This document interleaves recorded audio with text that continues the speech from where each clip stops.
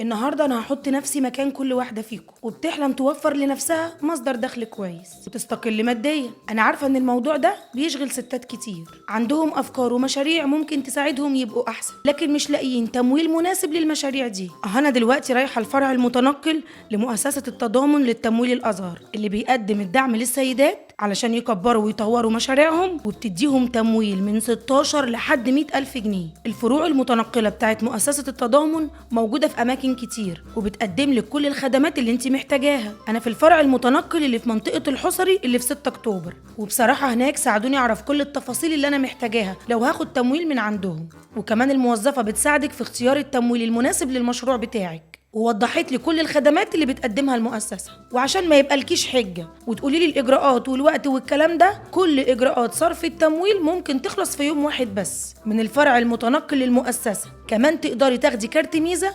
وهتستفيدي بيه في حاجات كتير. قبل ما انسى، شروط التمويل سهله جدا واكيد هتناسبك، وهسيبها لك في الكومنتات. وده رقم الواتساب بتاع المؤسسه، وده رقم الخط الساخن عشان ما تضيعيش وقتك. يلا في أقرب فرصة خلي مشروعك يكبر، لأن مهما كان مشروعك صغير عندك أمل تخلي الكشك مع الوقت يبقى محلات بفروع كتير.